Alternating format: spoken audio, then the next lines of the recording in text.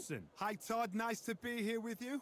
Time for our He took tale everybody's of the tape. he went up He against. is Smokin' Joe Frazier, only 6 feet The tall, fighters he even went up against, he took their 229 pounds, but he or hits took their harder than belts any man alive. and became undisputed. And his opponent, Deontay And Inoue Wilder, never took nobody's 6'7" tall, with that never, massive like, 83-inch reach. It's crazy. Nightmare. It's a double standard. I don't know. I don't know why they hate on Mel. Use that long jab. Do it that way. I don't know. All the It's crazy. talking. I feel like 154 and 154 is way more of a dangerous division. Those guys all fight. That's my favorite division. All them guys fight. They're not waiting on one guy. They're not waiting on. Those guys are all fighting. Still swinging with nothing left. No. Yeah, 150. We don't see that type of shit at 108 or 118. It's just the two guys. And Donaire's a career 122 pounder. So you know why he moved down. Man, this is easy work over here. I can do something over here. I give Inoue credit for moving up. I just think he gets extra credit. Right? I mean, again, I'll say this again. I've never said Inoue is not a good fighter. I say Inoue gets more credit for doing just as much or less than some fighters get, and other fighters don't get that same credit. They get damn near no credit or less credit or none at all. Yeah, that's basically what I'll stand on that because it's true. You can't have Inoue on your pound for pound list and not have Jamel on your pound for pound list and be a real fan of boxing, in my opinion, because you can't see what Jamel did and what Inoue did. Like, come on, bro. Who would you rather? The way I break it down, who would you rather be pound for pound? Would you rather be Brian Castano or fucking Paul Butler? Pound for pound. If either way, flip it around. Who would you rather be? I honestly don't think most of the people in my chat have ever seen Paul Butler fight, if we just being honest. Who would you? He was running the whole time. They don't even understand still got how knocked trash. out. They don't understand how trash he is. Yeah, like these are the guys that had belts. Both of these men showing exceptional Like, come on, bro. by the way. You see, at 140, they say I don't even want to fight Rolly. And you got Inoue over here like, I'll fight Paul Butler. I'm trying to be undisputed. Like, I can't knock him because these guys have belts. But to put him #1 pound for pound is crazy. And you're watching guys like Jamel have all-out wars with guys that are like Castano ain't no bum. Jason Rosario ain't no bum.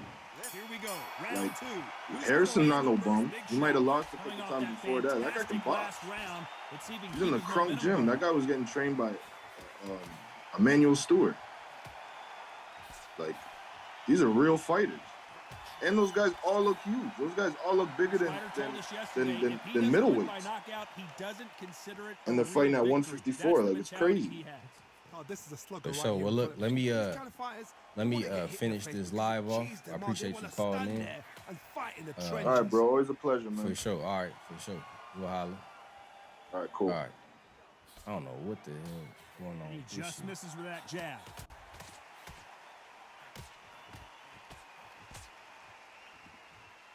How many of y'all remember this live I did? Oh my goodness, that boy got hits on top of hits. It's so obvious. How many of y'all remember this live? Powerful live stream, my bro. I mean, the content is so powerful. Nice counter shot. What you're thinking, I've already covered Nice intensively, exclusively, missed him with that uppercut, and articulated my point. I mean, this is why you niggas can't bring that bullshit to me. You can't bring it over here, my nigga. I did this live in December. If we were in Inoue's division, chat, if Tank Davis fought in the divisions that Inoue's fought, if he would be undisputed, type yes. And if you have the tank emoji, drop the tank emoji. And he misses with that jab. If Tank fought in the divisions that Inoue's fought in, would he beat Paul Butler? Would he beat 40-year-old Donaire? Would he beat Koki Tijin? Would he beat Emmanuel Rodriguez, Keenum? Emmanuel Rodriguez. You talking about Emmanuel Pacquiao, nigga, or what? Talking about a baseball player? Get the hell out of here. So Tank would be undisputed. If Devin Haney fought Paul Butler, Koki Tijin, Emmanuel Rodriguez, Carlos Payano, Dipiano, Cipriano, Fugiano, Luciano. This is it. What? Would he be undisputed? If he would, type yes. If Errol had to fight Paul Butler for undisputed, if Errol had to fight Guatawaz Bada Budapas in Dupalapadubu, in Booty Bobo, in Cootie Kono, in I don't know what else, nigga. Fruit Loops and Jumpin' Jacks and Apple Jacks. Would, again, this is redundant, nigga. Everybody on my list would clear out every motherfucking division in a way fought in. Yes or no, chat? Say some time. A couple of big units here, so I'm expecting power. You're gonna have Who did Inoue fight that would beat anybody on this goddamn screen? If nobody, type nobody. That's why y'all hyping him. That's why he's a hype job.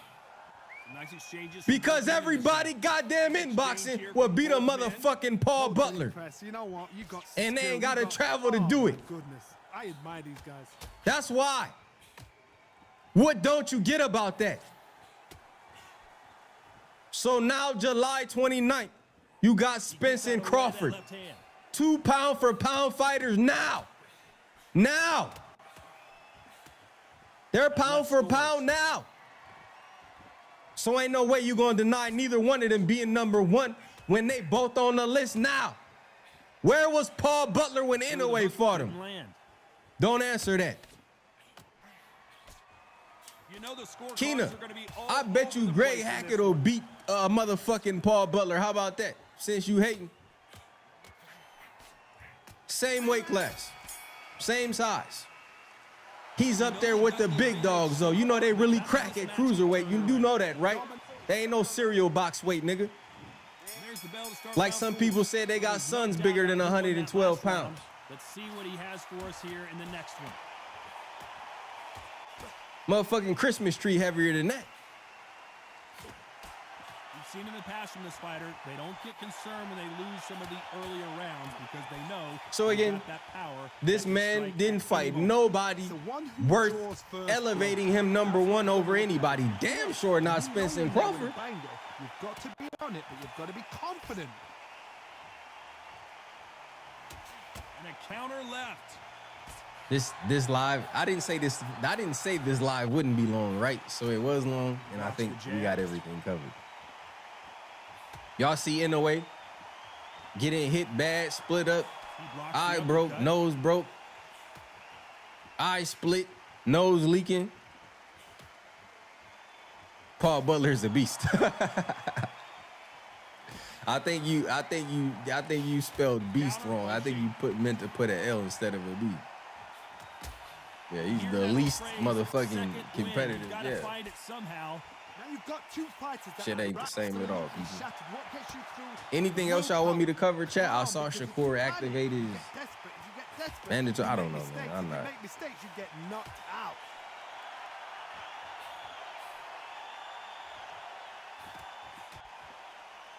Somebody asked me, oh man, I missed a whole bunch of super chats. My fault. Somebody said something about Tyson Fury. I don't care. That's why. Shout out to, I know you didn't mean that towards me. You said everybody quiet about Fury fighting UFC dudes, though. I get what you're saying. Yeah, Fury's already in exhibition mode. Fury's already taking the route, the easy route. He wants to fight. He wants to take a Floyd page out of the Floyd book. Shout out to DVW in the super chat. I might not make one video on that fight on purpose. Don't care. Don't care at all. Don't care. Coming off that fantastic last round. Let's see if he can I guess Tyson Fury found somebody he can beat up on easy. And Ngannou's not gonna do shit with Fury in boxing. Are you kidding me? He ain't even gonna touch Fury. Shout out to CT. You said by this logic, Errol don't get credit for Bud if he wins. There you go, because Bud went through multiple weight classes, right? And he's not a natural 147 pounder. But again, that's what I said. Anytime these dudes call in, their logic falls apart. This shit looks easy when I'm up here talking and you're just thinking, oh man, no, I disagree. I think this. But then when I turn it back on you, like again, yesterday he told me that I don't know 100, I don't know the smaller weights. But then when I asked him to name 2 108 pounders, he couldn't name nobody. He said, I think Ioka is on. I think Ioka is there. You think? So he don't even watch the small weights like that. Shout out to CT in the super chat. Shout out to Sean Max. You said too much people commenting on boxing with a boxing eye and not people who do or ever done boxing commentating. Shout out to Sean Max in the super chat. Shout out to Upper Echelon. You said Duran first fight welterweight beat Sugar Ray. So shout out to Upper Echelon in the super chat. Shout out to Sean Max. You said eyeball fighters. Shout out to you in the super chat. You said Ngannou hit hard. He don't hit harder than Wilder. He not gonna do any better than Wilder did.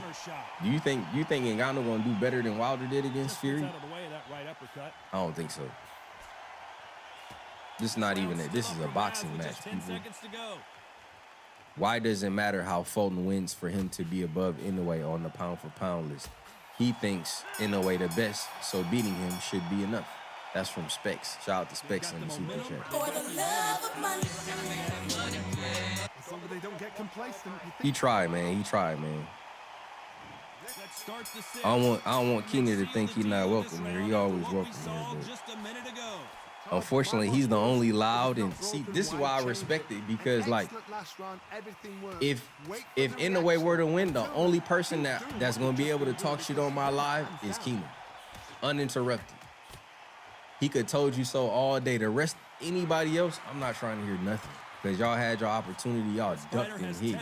Even the Canelo fans, when Charlo announced that fight, they ducked. They got low. Because you've got a good chin doesn't mean you've got leather skin. It means you can still get caught. So you've got to go for those pointed areas over them. All right, one last thing I want to do, because you just got to try and cut them, skim them, go for speed.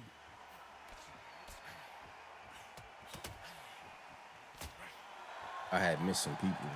How much confidence do you build when your opponents hit you with their best shot and you walked right through it?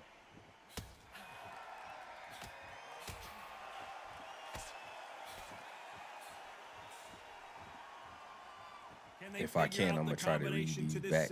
I missed some people yesterday. Let's see. I missed... If you want violence, if you want blood, if you want a scrap, I missed Intelligent Savage. He said, I feel good about it. I got 10 more on that, bro. That was for the person that called in to tell me if Inoue is, how Inoue is better. Nobody did, though. Shout out the Fly Guy in the super chat. You said you broke talking about you rocked yourself out. When I see you, you going to really wish you knocked yourself out. Yeah, that's because I started quoting that Beans yesterday. Shout out to Fly Guy in the super chat. Shout out to Intelligent Savage in the super chat. You said they don't want none. They don't want none. You know they scared because they don't really want none.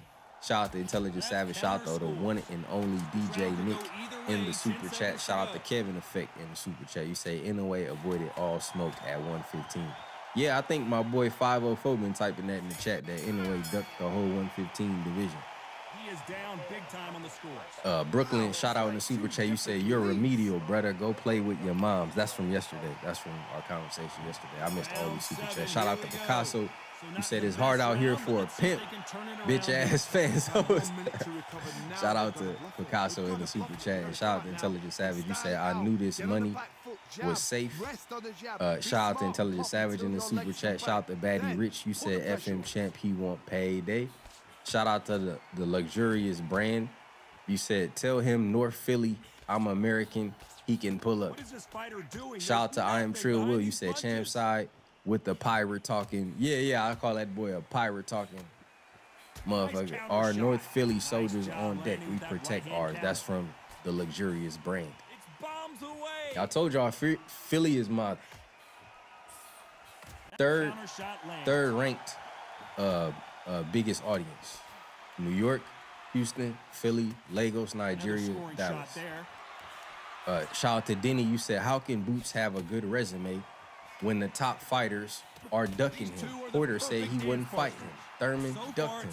That's what you said yesterday. Somebody said that yesterday, so we talked about it a little bit today. But that was my thing too, is like, why are people acting like people running the fight Boots. No, he's having a hard time getting any of them guys that y'all think are elite, right?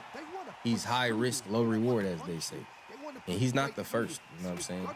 That's why I say he's in the position that Earl was in. Shout out to Michael Johnson. You said, wishing you peace, champs. I love what you do. Keeping it real, 100% truth at your leisure. Can you investigate why Roy Jones Jr. versus James Lights Out Tony at heavyweight 2003 time period never happened? Okay, I might have to look into it. 2003 at heavy. Okay, maybe I'll. Like I said, I got a lot on my plate right now, but I want to do a Boots highlight, honestly. But I got to finish my Crawford highlight, so I'm still planning on dropping that on the 14th. So hopefully I'll finish it in the next day or so. After that last round, let's see what they have in store for us in the next one. Norfolk, no, everybody, we gotta love everyone. Man. I'm not leaving nobody out when I say those are the 5. I already know we get love. Like I said, the Carolinas, the Virginias, the Floridas, the Boot. And they're back at it again. Yeah, I know y'all support. So I think that's it, chat. Let's see if he can keep his momentum I going. think we can, we saw, we conquer. What y'all think, chat? Has this been another one for the archives? See, what we're doing is balancing the scales. It's all about balance, right? So you got people that are doing, I mean, you watch Boots in this and you go, ooh, wow, damn, what the fuck did he just do? What? You know how many times I watched that clip of Boots doing that slow motion shit? 100 times, over and over and over. Shit's still good, right? One of the best a lot of people don't get me to do that. Has nothing to do with boxing. A lot of people, remember that one time when he did that spin? When he dipped under and when he came back up, he spun around, then he looked off in the crowd, then he looked back and the dude swung on him and he rolled out of that bitch again. he stayed doing wild ass shit like that. That's what I'm saying, bro. People don't just, you don't, again, think about this. Your favorite fighter can't do that against the bum. Your favorite fighter not even doing that against the bum, let alone they're not doing it against nobody because they don't have it. That's what I'm talking about, your ability, the range of what you can do. They don't have that in the box. They don't have that in the toolbox. It don't matter if the job is big or small. Don't matter if it's a small nail or a big nail. They don't got the hammer that boy got. They got some other shit. So this is what I need y'all to realize. They're not doing it against nobody, not bums, not people in sparring, nothing. That boy do it against damn near, again, so far, he's had his way with these motherfuckers. He's pretty much cooked everybody that wanted to fight. Karen didn't want to fight. Karen wasn't trying to fight. This is the shit I'm talking about. This shit. Who does this shit? Look at this shit. Hold on, it's not it though. That ain't the one I'm looking for. Look at this shit. That boy doing all kind of this. Look at this. Be smart. Be sharp. Don't be play that shit real time, nigga. Stop. Make him fight your fight. Look at it. Tie him up just until your head clears again. And your legs that boy be. Listen, I don't want to see Boots pulling his chin all. You know, I don't think he gonna do that against the top fighters. But trust me, if you're not a top fighter, he gonna do what the hell he want to.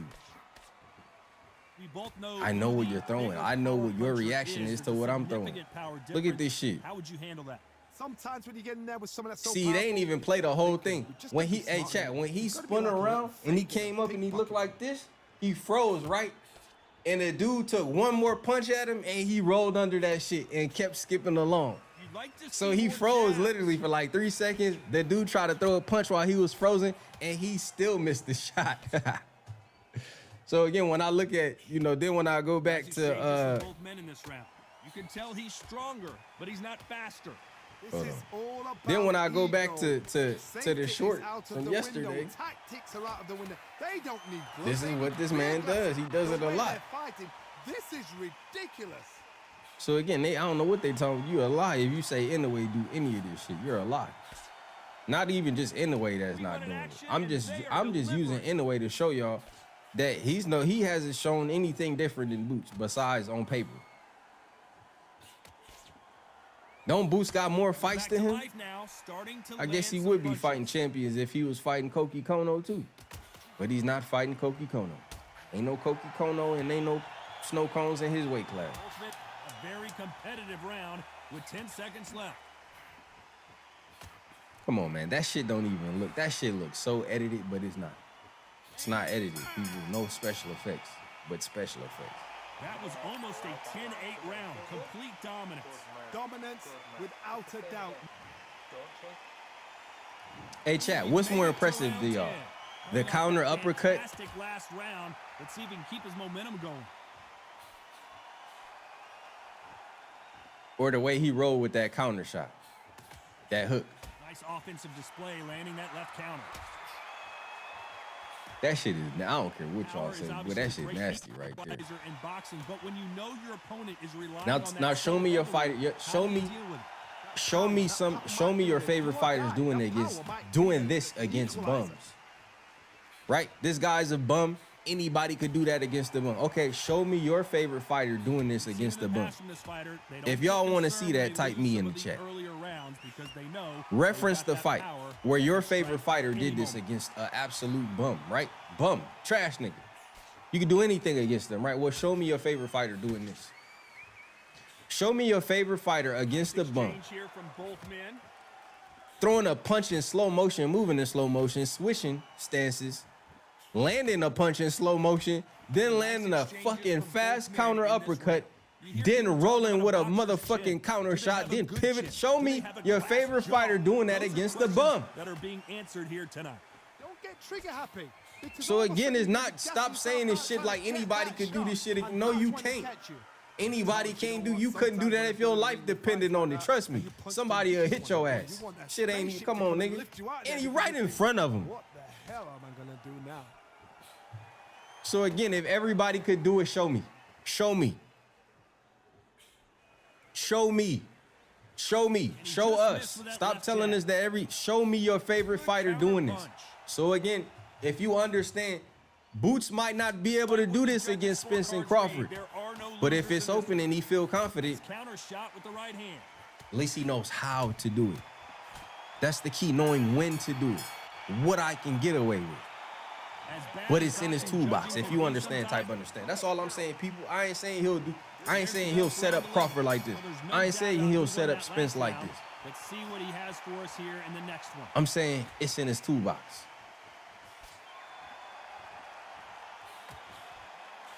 I think he'll do this to Stanionis foot. That's why I say, you sure Stanionis is elite? Because I could see Boots beating the fuck out of Stanionis too. He probably, I don't know if he could take a better beating. I don't know. What's the real distinction between Stanionis and Villa? Is there one? We don't really know. To make one single minor. Yeah, he doing it in the pocket. So that's all I'm saying, chat. That's all I'm saying is, yeah, he might not do it against the best fighter in the world, but show me your favorite fighter doing this against the bum. Shit, you don't do this. This shit, come on, man. This shit different, bro. Shit way different. Way different. So,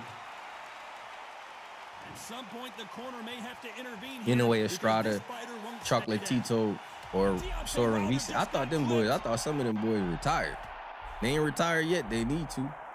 They don't. I mean, they done gave us Chocolatito Estrada 50 times. That is not the way anyone wanted this fight to end. No complaints there at all. The crowd agree. So I think we done here, family. Is this one in the books? I think this one in the books, y'all. Great shout. I look forward to fight. Shout out to Fulton. I seen Fulton just touch down to Japan. Safe travels. You know, be careful out there. He might think about this. How many people? How many brothers from Philadelphia you think is in Japan right now? Maybe just Fulton, couple of cats in the military, maybe. That's about it, right? So this is why I support my American fighters. Let me ask this question. How many people in Japan do you think are picking Fulton? That are from Japan. How many Japanese people do you think are picking Fulton to beat Inoue, chat? Are there as many people picking...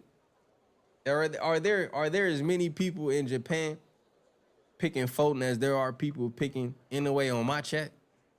Broadcasting you live from America. Broadcasting you live from America, baby.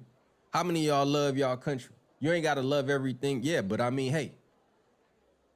Electricity, water, food, highways. I mean, we have our own system that we live under here. This is, I'm proud to be from my country, nigga. Yeah, that part. Everybody trying to get to my country. I mean, it is what it is. Yeah. Yeah. Yeah, so when I see that boy from Philadelphia who never get fucking credit going to Japan, I'll ride with him 100%. I don't give a shit who y'all pick. And chat, and the craziest part is that I swear I'm the first person you ever heard say, and I said it this way. I said I will send Fulton down to beat Inoue. I said this years and years ago when I first dropped my pound for pound.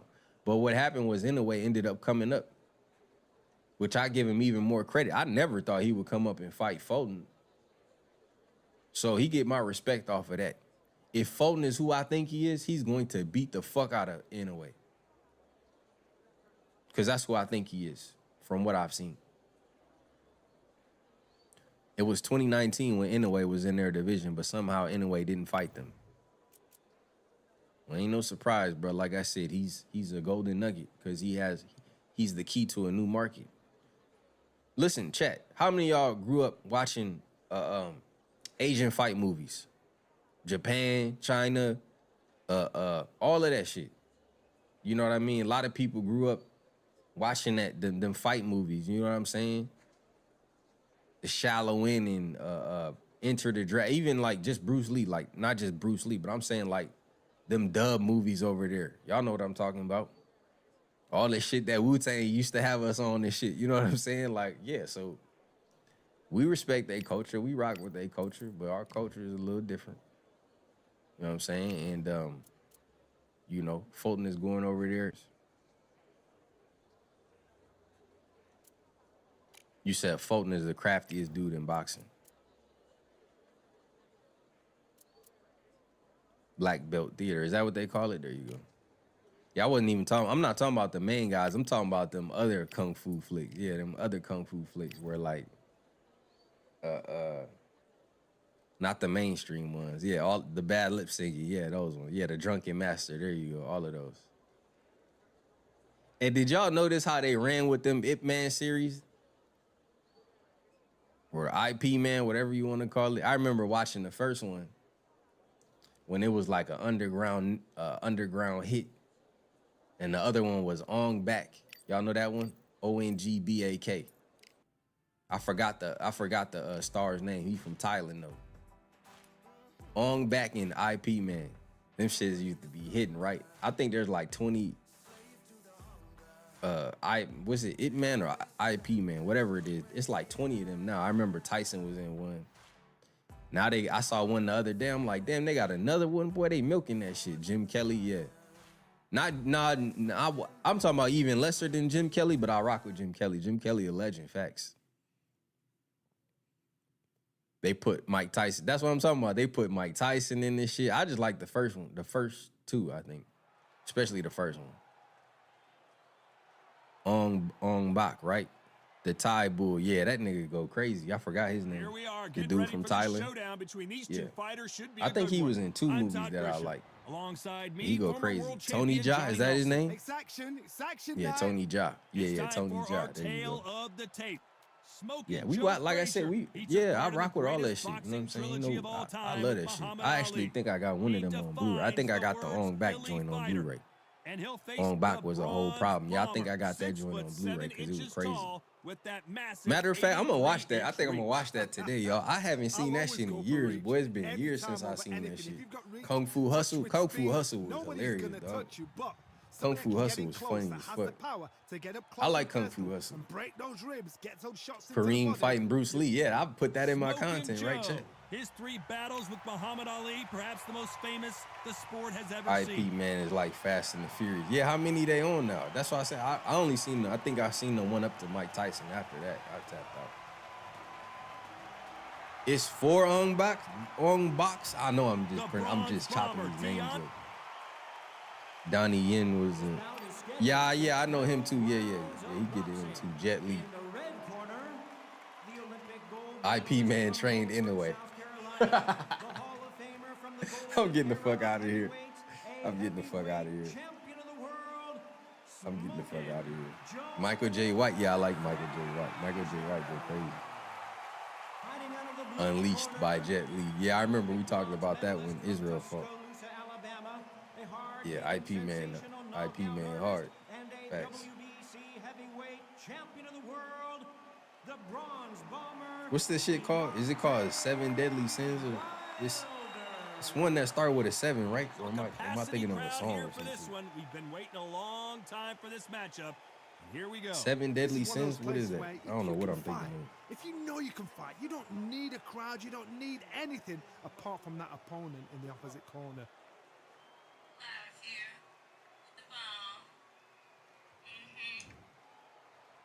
See what the situation is. Promised us a war. Let's see if they deliver.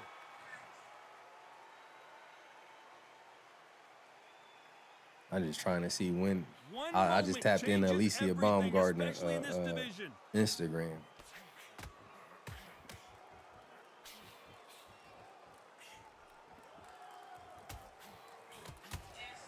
Nice job landing that left counter punch.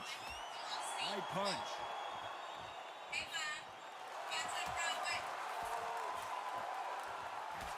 Focus the camera. You're not going to see a lot of finesse and skill. 3 unboxing, 5 IP man. God damn. Them boys they milking that shit, ain't they? In your face. You've got to try and push him off, make him go into the rope. You've got to sometimes fight fire with fire. Hit me on the blind side. Why is there a dog on this one live? Camera lady tripping. Camera lady, put the damn camera on the ball. Nice exchanges from both men in this round. He parries that right jab away. Very close match.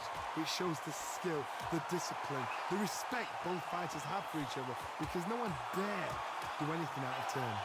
Nice counter shot. 7 Grandmasters. Yeah, that could be what I'm thinking of. Timing beats speed. Speed beats power.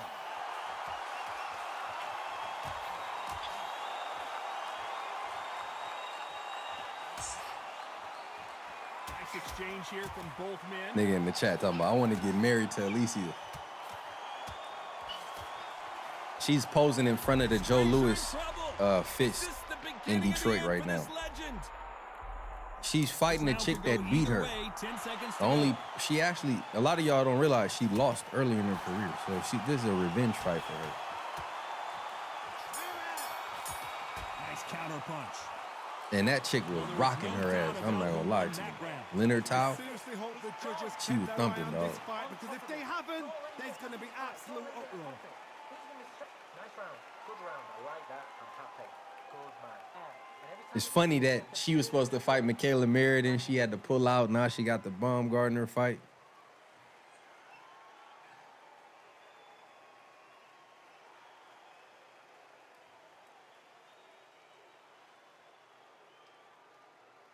Five Deadly Venoms. Oh, okay, maybe that's it. You know niggas don't be knowing the names of shit. We just be watching shit.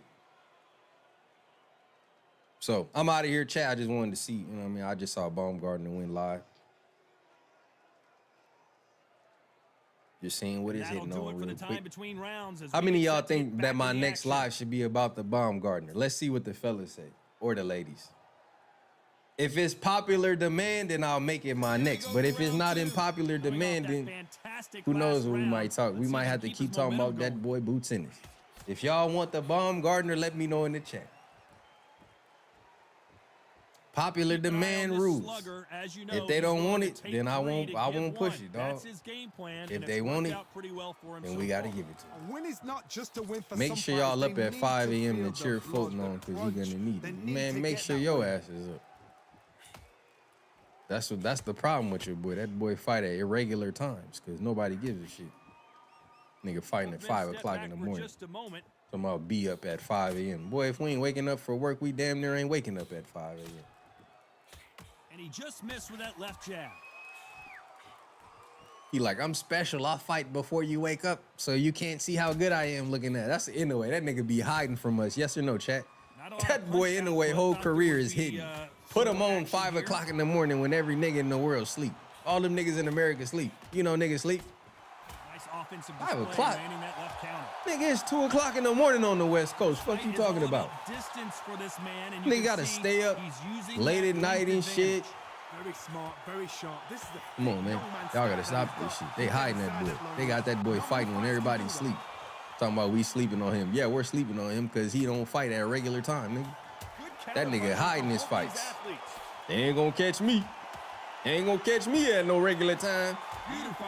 You talking about 5 o'clock in the morning. They ain't gonna catch me. And no way, he's the best. He's the greatest. You be like, when the fight come on? Man, you missed the fight. I missed the fight, nigga. It's Tuesday. 8 o'clock in the morning. Yeah, he fought already, dude. Dude, he fought 2 o'clock in the morning, man, on a Monday. You like, what the hell? How was I supposed to see that shit? That nigga fight on a BET Uncut schedule and shit. That nigga fight when all the infomercials is on and shit. That's the only thing that's on at that time, infomercials. In a replay of ESPN that you seen at 10 o'clock. Anyway, man, let me get the hell out of here, man. Shout out to everybody tuning in. I appreciate y'all for listening to me, chopping it up. Shout out to the callers.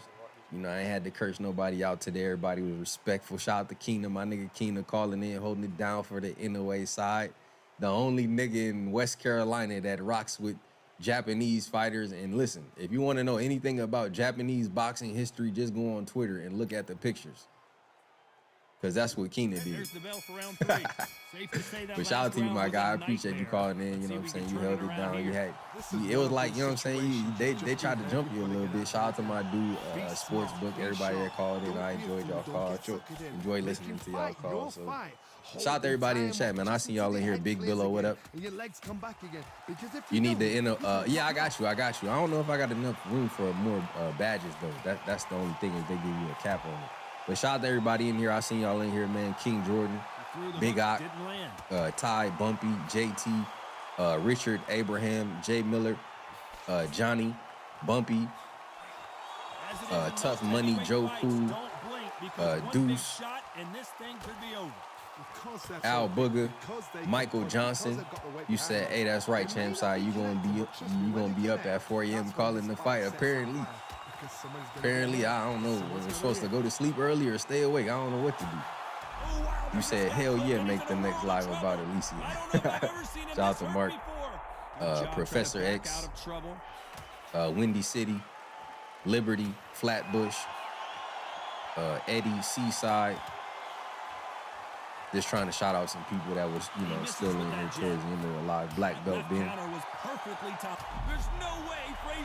J.A. Dixon, Ashton, Cheddar Bob, Spencer, T. Flasher, God's Self. So shout out to everybody in the chat. Anybody I missed, shout out to Lonzo for calling in. Windy City, I got. Shout out to Irvin. Shout out to Irvin for calling in yesterday. I ain't mean no harm, but you know what kind of mood I was in. But shout out to Irvin. I know you called in before too, so shout out to Irvin for supporting the channel. Let's see. I think that's it, man. Shout out to everybody that tuned in. Willie, they called and told on your ass, Willie. Keena came in and said, I want to educate your fan base. And then tells us to watch, to look at Twitter photos for education.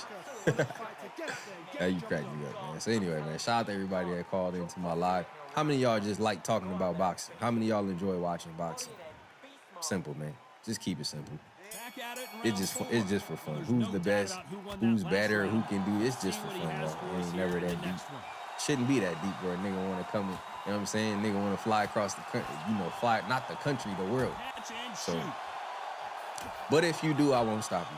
You know what I'm saying? But shout out to everybody in the chat, man. It's the baddest brand in the land with the baddest motherfucking chat in the land. Jerron Bootson is that boy, especially something nice. He's something different. Fighting out of Philadelphia from the Ennis boxing family. Let me know what y'all think about Boots in the comments. Is he right? What do y'all be watching? That boy barely get hit when he do get hit. So what? Haven't seen him hurt. Haven't seen him cut. Haven't seen him down, bruised, beat up, nothing. But some of y'all favorite fighters have had their nose cracked and their eyes cracked.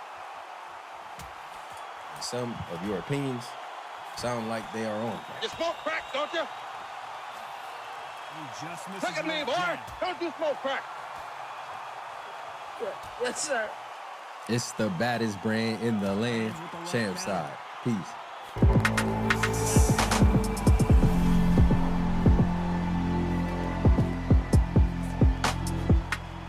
Shout out to Champ side, man. That's the only side. And you're listening and you're tuning in to the baddest brand on the land. Champ side, baby. Shout out to Champ Side. Follow me on Instagram, Twitter, Ashton Court Stevenson. Shout out to Champ Side. They the best in the business. Shout out to the Champ Side, man. AB, man, checking out. And you also can find me here at Champ Side. You heard me? You know I gotta do it for my dude. Shout out to Champ Side, the baddest brand in the land. This is Alicia Baumgartner, WBC World Champion. This is the baddest in the land. Champ Side, baby. Shout out Champ Side, the baddest brand in the land. Always show me love. You know, y'all been here since day one. Thank you. Yeah, shout out to Champ Side. Appreciate y'all, man. Thank you guys so much for your support. Love Champ Side. Thank you. Appreciate you. Bro, I thought that was Champ Side. Why you keep letting me say Champ Side? That was me. I thought that was you, bro. I look back at immediately. I thought they was Baddest brand in the land. Champ Side, what's up, baby? Catch the exclusives, all the exclusives on the baddest brand in the land. That's Champ Side. Shout out to Champ Side. Champ Side, what up, baby? Shout out to Champ Side, my dude, bro. Shout out. Reach Pro Grade. Champ Side, all the way around, man, up and down, man. We love Champ Side. Thanks for Champ Side, man. For always showing love. He got it hands down, no questions, ifs, ands, or buts. I got him. Champ Side, holla at him. You telling the truth out there. I appreciate that. Well, you the truth. You train, you training the truth. My wife be a nigga. Champ Side. Appreciate you for having the Champ Side boxing, y'all. I think Champ Side is the next to blow, and I really believe it's the future of covering boxing. So hopefully they stop hating and start appreciating and get with the Champ Side, you know, rocking with the champ. Shout out to Champ Side. They always showing love. Always showing love to fighters and things like that. You know what I'm saying? Not being biased. Just giving their honest opinions on things. I appreciate y'all being 100 in the sport. So you had to bite down, man. That shit different, champ. Get with us, bro. Appreciate you. For sure. And I want to give a big shout out to Champ Side because they were ruthless. Like, they stood up for me and continue to stand up for what's right in boxing and use their platform to tell the truth. Like that. Champ Side. You gonna be all right. Lock up the puppets, man. Get your ass in these seats and let's be real for this dude. Stop messing around. He's breaking motherfuckers. Excuse me, blood that out. Okay, blood that out. Round with 10 seconds left.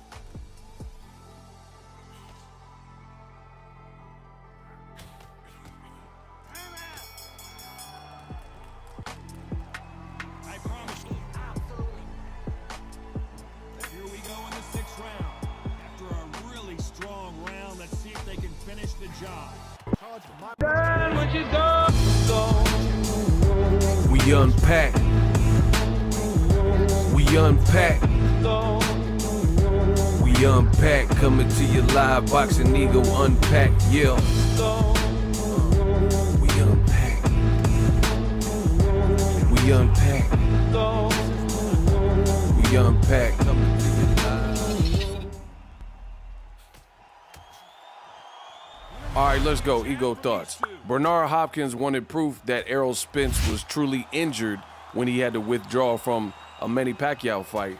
But it's funny that Virgil Ortiz Jr. keeps pulling out of fights and B-Hop doesn't need any proof for that. That's what I want to talk about in this video. What up, Fight World? It's your boy Ego, and I'm back with some more boxing.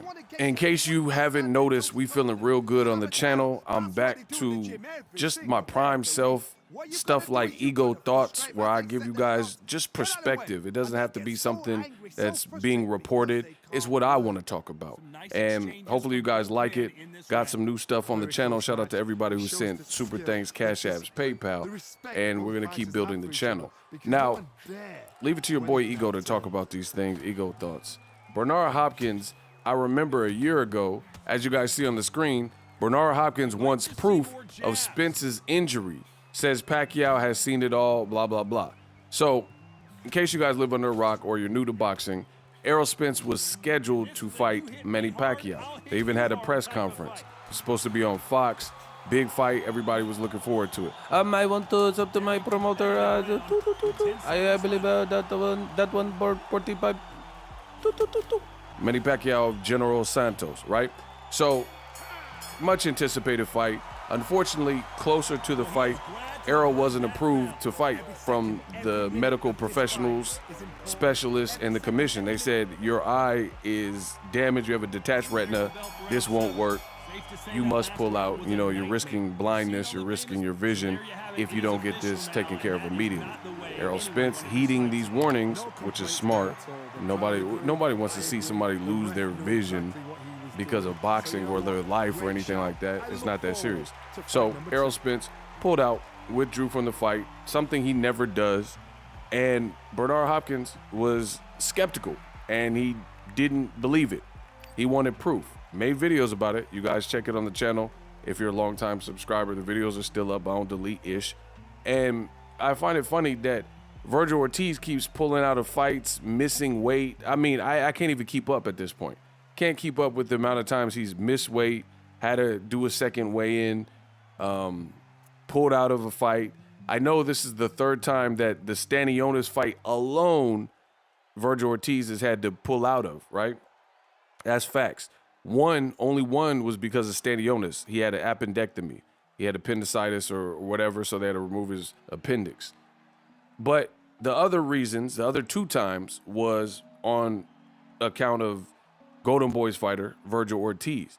And the comparison I'm making, if you guys haven't noticed by now, is how come Golden Boy's Bernard Hopkins wanted proof that Errol Spence was truly injured, even though Errol Spence posted a picture with the eye, but we, the public, we, the people of boxing, we're supposed to just believe that Virgil Ortiz has whatever they say he has, and there's different reports saying that he needed mouth-to-mouth resuscitation and CPR. It's like an episode of Baywatch or something. They said he's like passed out. To me, I don't know for a fact, but to me, I think there's something screwy with Virgil Ortiz's weight. I don't think he's keeping his weight down, and it becomes extremely dangerous when you try to overexert yourself, break down muscle fiber, and dehydrate your body trying to make weight. De La Hoya pretty much all but confirmed this, that the weight is definitely an issue, because randomly, the day after he said Virgil made the decision to pull out or whatever, and can't fight Stanionis. You got to feel for the guy, Stanionis. Oscar De La Hoya tweeted that Virgil is probably going to move up to 154. So it seems very coincidental that De La Hoya comes out with this, hey, Virgil needs to move up. But you're saying he has this illness and he needed CPR. So the simple move up doesn't fix the problem, does it? So people who don't know what rhabdomyolysis is, or known as rhabdo, it's basically when you overexert yourself. Like, let's say you did 2-a-days or Hell Week in football, or you worked out, then you went home for a brief period of time and then worked out and did an even harder workout, and you're not giving yourself R&R, things like that. It basically, your muscles break down, have no time to repair, and they release proteins and electrolytes into your bloodstream, which could be toxins or toxic. So that's what rhabdomyolysis does to you. So to be honest, it sounds like Virgil Ortiz is probably not doing something right. Probably gaining too much weight in his off season, not having a nutritionist, and then maybe not even fighting frequent enough. Because if he was fighting more frequently, if Golden Boy could get him fights, then maybe he could keep his weight more in check in his off season. So I think he's ballooning up too much weight and coming crashing down. And then to try to work off the weight to pace yourself, he has to go through these extremities and probably push his body into the point where possibly rhabdomyolysis is, the end result. But if you've already suffered from rhabdo before, how do you keep having the same thing happen over and over? You're clearly doing something wrong. And I don't think simply just moving up to 154 is a proper solution.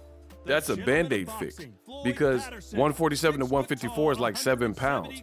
So you still haven't corrected the issue of overtraining and overexerting yourself. So it sounds like Vergil Ortiz has some things that he needs to look at before he even considers possibly resuming his career. Because imagine if you entered the ring and you're not equipped you haven't replenished and recovered, and you got someone trying to take your head off.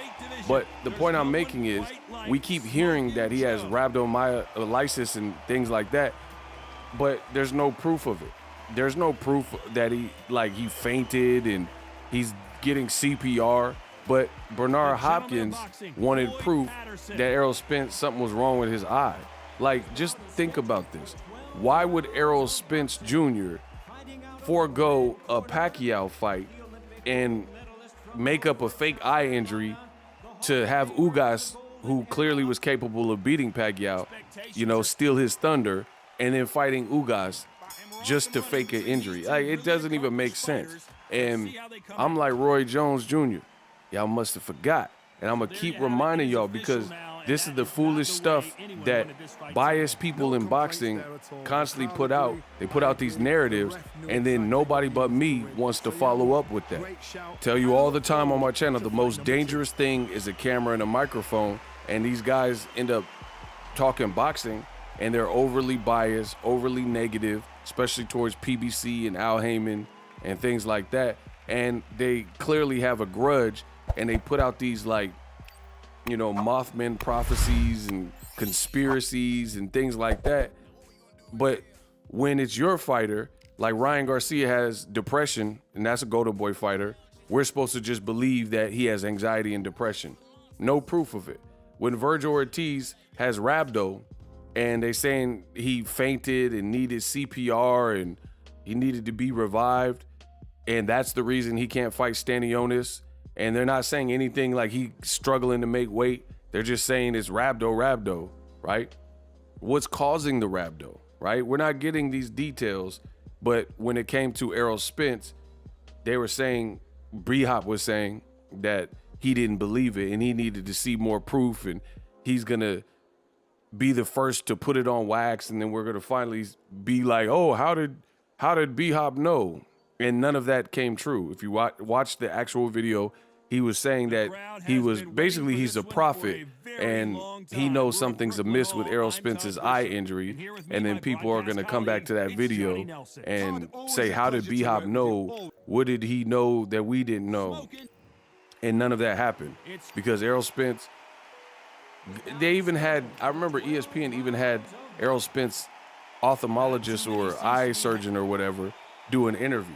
So B-Hop clearly was lying on Errol Spence, which is the point I'm making. Then you fast forward to Gervonta Davis versus Ryan Garcia. He's wondering why he's getting banned. He touched Tank for no reason. He touched him, and Tank went off on him and said, don't effing touch me. And then Oscar De La Hoya and Golden Boy and Bernard Hopkins are playing the victim, like, oh, PBC banned us from all the events, and B-Hop couldn't get clearance to go to certain places. You're touching Tank, you're lying on Errol Spence, and then when it's a Golden Boy fighter like Vergil Ortiz, who keeps pulling out of fights, we just got to take your word for it, huh? Drop your thoughts in the comment section. Ego Thoughts, best in the business. Introducing Super Thanks, right here on the official Boxing Ego YouTube. Super Thanks allows you, the viewers, to show a little bit of extra gratitude, which enables me as a full-time content creator to push out the content you need in the world of boxing. Underneath all the videos, you will see a heart with the $sign in it. You can enter any amount that you find suitable as a super thanks. A brand new, interactive, and colorful way to get your comments highlighted and noticed by not only myself, but other people on the YouTube platform. Super thanks, a unique and cool way to show and applaud us full-time content creators. Hopefully you guys enjoy the content. Super thanks. The future is now. The Hibernation 5s by Kenichi Bear. Hybrid gaming and lifestyle headphones. Out of the box, you can connect to any console or PC. Bluetooth ready with a low latency USB adapter, color RGB, and extreme bass mode. The Hibernation 5s adjust to you. Whether you need a gaming, travel, gym or lifestyle headphones, the Hibernation's got you covered. The new Hibernation Files, link in the description. Customize the way you hear the world. Welcome to the nation.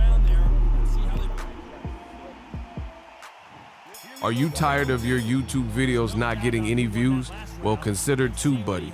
I've used TubeBuddy for years to scale up my YouTube channel. Now we're sitting over 200,000 subscribers.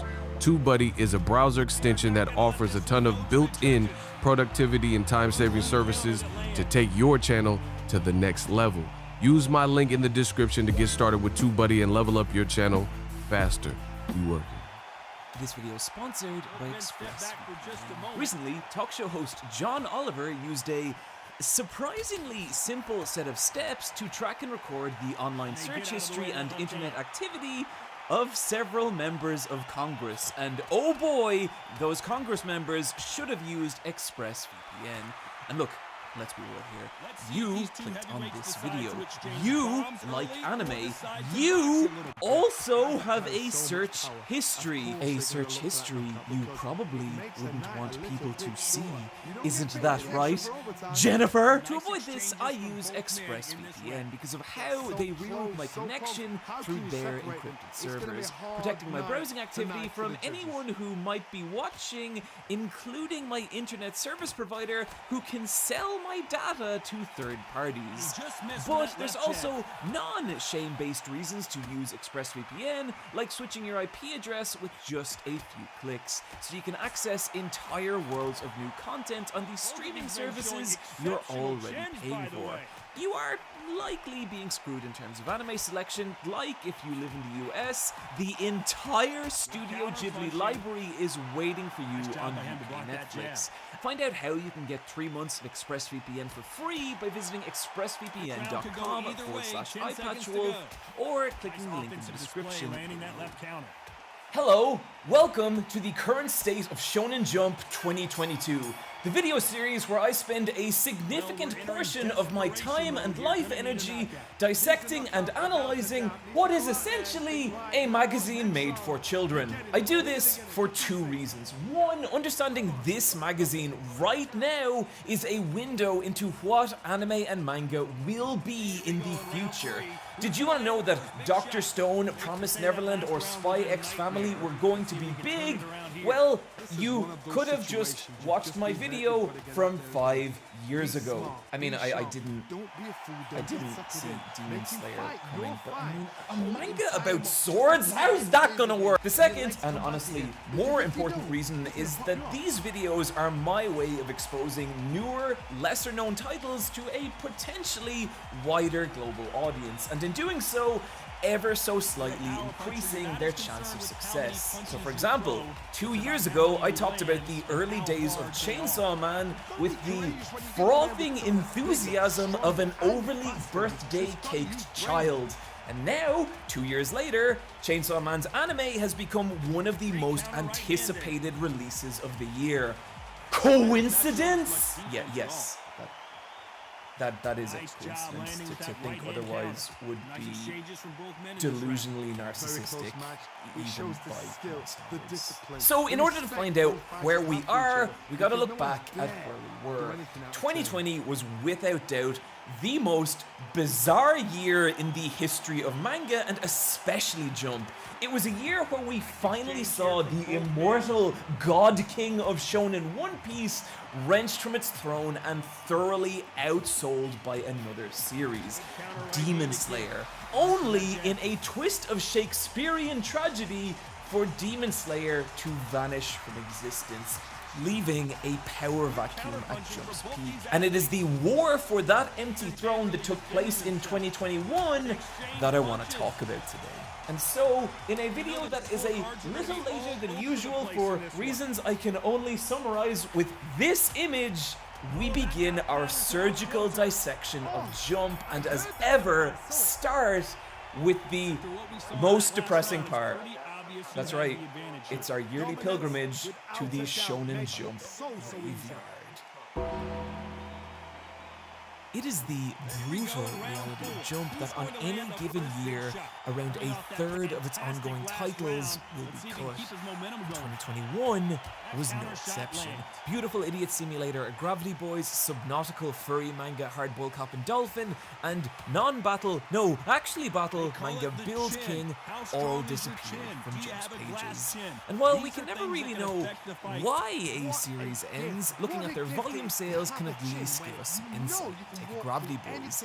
Its first volume sold just under 10,000 units in its first 4 weeks. 10,000 units is the rough benchmark a new series needs to hit if it wants a decent chance of survival, which this series just about did, but the problem is that exponential growth is expected from there, with the Gravity Boys' sales immediately stagnating before dropping to just 6,500 units on its 7th volume, at which point it was pulled from Jump's pages. Dolphin suffered a similar fate after a switch to a more battle-focused story failed to pull it out of its sales tailspin, as did Build King, which to me is always going to be a great premise, immaculately fumbled. However, one series end I did not see coming was Phantom Seer.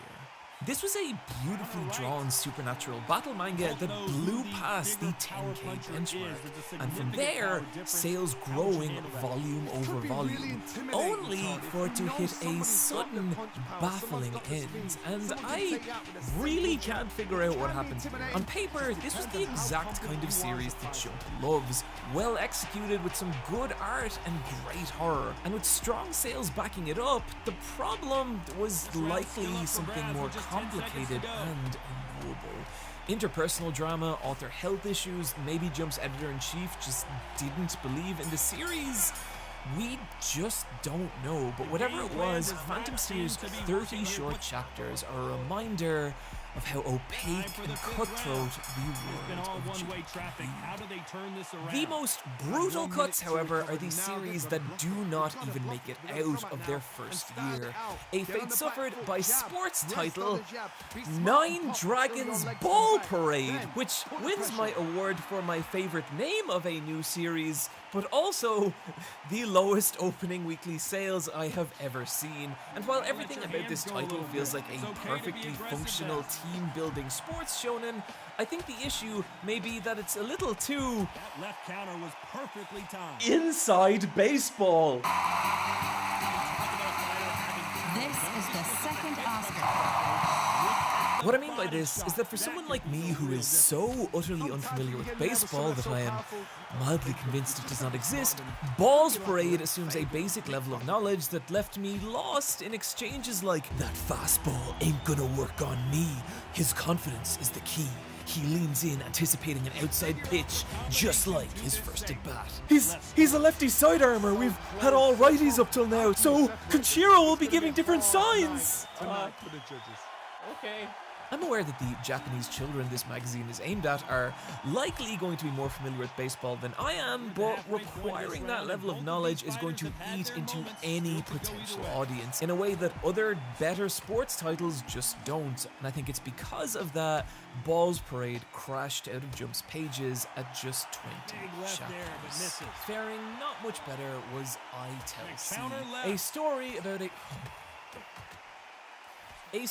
about a female detective whose past kidnapping has traumatized her into a state where she falls in love with her criminal targets before yandere stalking them into confessing their crimes.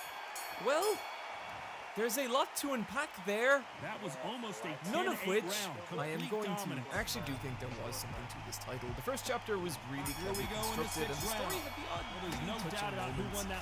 But this was an uncomfortable read in 2022, and at just 5,000 sales and a brief 21-chapter run, I think the bigger issue was that this was just way too weird for Jump's audience, which is the exact opposite problem of Niru, Way of the Martial Artist. This manga has fantastic artwork. If you would like to know, was there anything else remotely interesting about it, listen to my voice, look at this editing.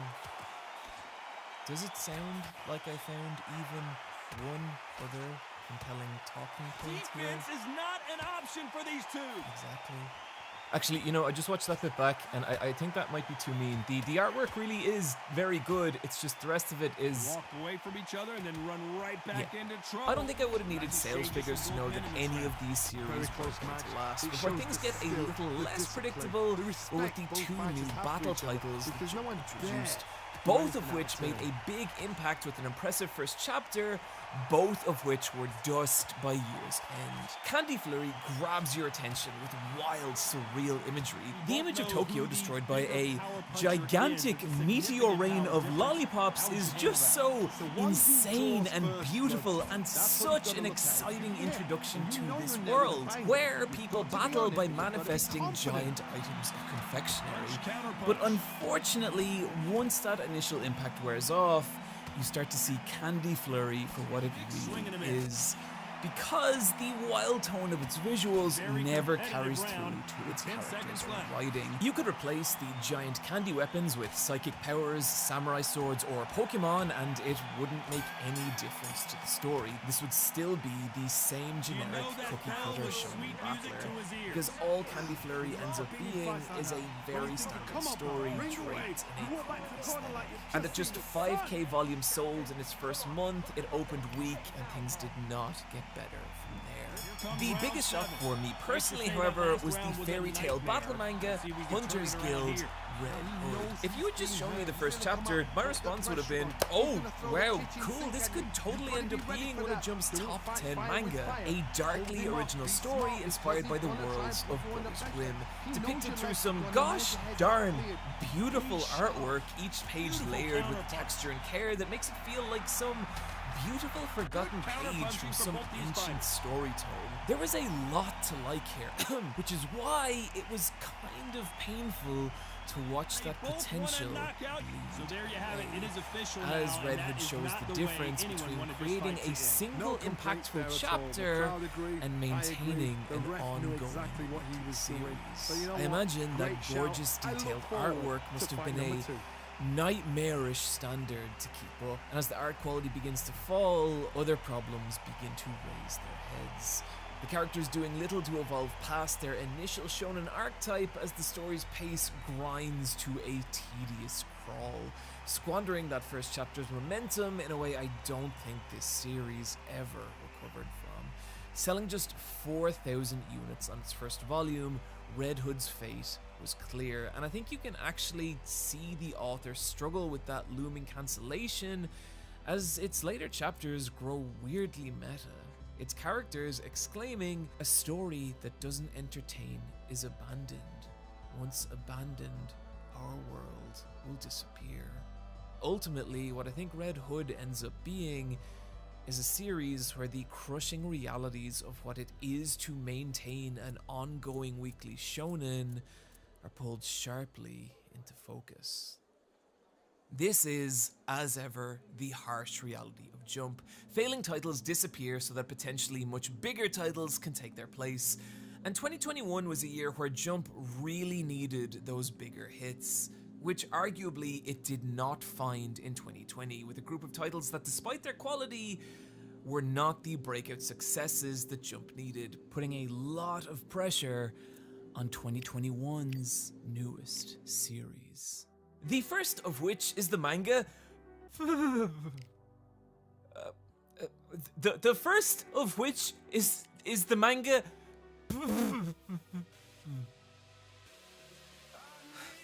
Okay.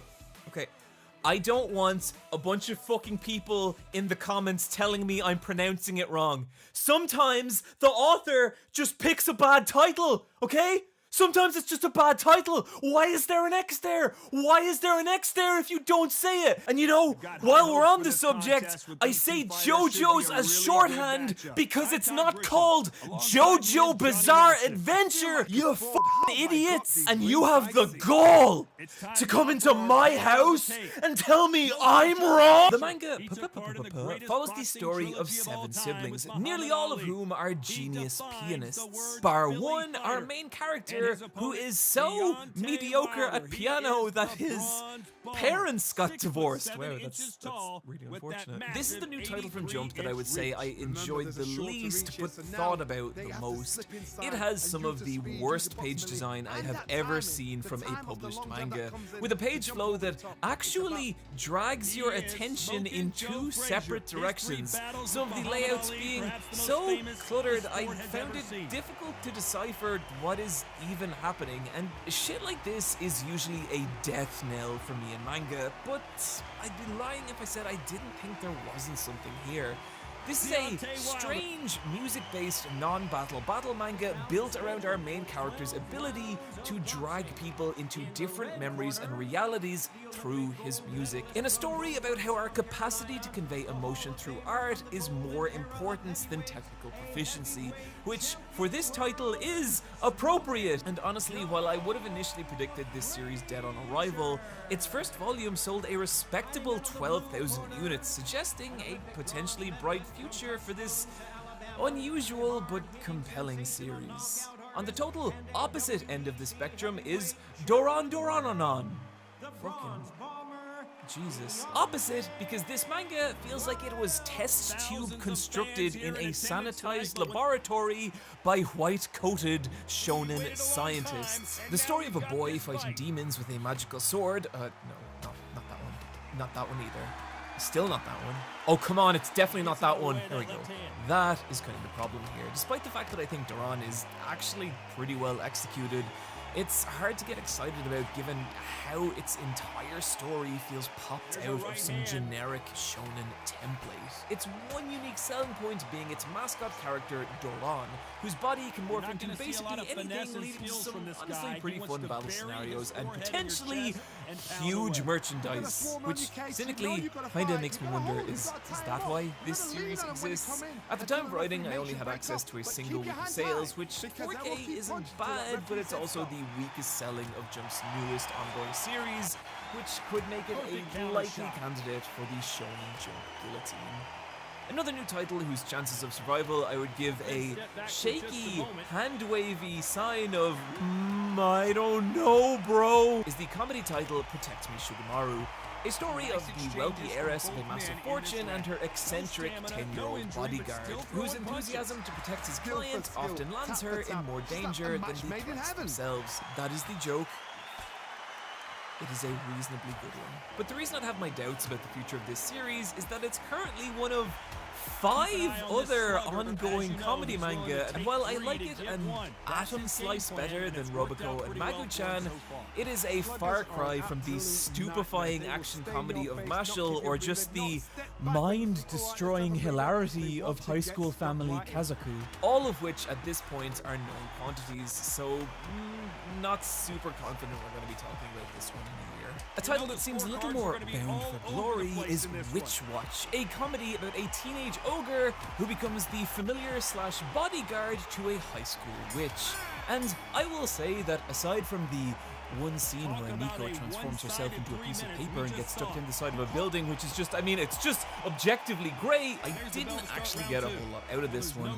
But then again, what do I know about comedy? I mean, did you see how happy I was about that baseball joke earlier? That was weird, because this manga is actually selling really well, likely because of its broad swath of action, comedy, and romance, letting it appeal to a much wider audience than most titles. That broad appeal translating into 31,000 units on its first volume, outpacing the initial sales of every new title from this year, meaning we could be looking at a new Shonen Jump mainstay. Whether that's also true of new legacy title Ayashimon is a little more nebulous. There was a lot of hype surrounding this one, as it's from the creator of Hell's Paradise, a breakout hit from 2018, which told the story of an unkillable ninja assassin who must journey to a forbidden island along with a group of other criminals and their samurai captors. and then battle royale their way to obtaining the elixir of life, all while attempting to survive the horrific creatures that inhabit the islands. Hell's Paradise was one of those incredibly fun binge manga with a weirdly perfect first chapter that both got you invested in its characters while also dragging you further into its story with its ominous, tantalizing mysteries. And unfortunately, right now, I don't know that Ayashimon is hitting that same standard. Don't get me wrong, there's a ton to like here, and this is rooted firmly as my third favorite new series. It's shonen protagonist Maru growing up obsessed with shonen protagonist who learns to fight from manga in order to protect himself from his physically abusive father, until he became so strong that he no longer really fits in regular human society, only for him to be recruited by the heiress of a demon underworld Yakuza clan seeking to regain her throne after her father's murder. The underworld of demon mob bosses feels alive and fascinating with some really cool world-building touches, like how demons' bodies explode into showers of money when they're defeated, money which the victor can then use to build their own Yakuza empire. And this is when I think Ayashimon is at its strongest, when it's leaning into the culture and dynamics of warring Yakuza factions, which is why it's kind of a bummer that so much of the series is spent in straightforward one-on-one battles, in fights that are fun, but I'd argue nowhere near the standard of Jump's top 5 current series, all of which are battle manga. And compounding that problem is how this is currently one of 4 different bodyguard titles running in Jump, meaning that while Ayashimon is enjoyable, it currently feels like it's struggling to define itself among bigger, better titles. But at 18,000 units sold, it's not likely to be caught anytime soon, and to reach that next level, which is something I'm really rooting for it to do, I think it's going to need to focus on what it can do differently to those other titles, as opposed to what it does the same. Case in point, Elusive Samurai. Hojo is a young feudal lord whose family is murdered and their land seized as he is hunted down, forcing him to rely on his one strength, his ability to evade danger.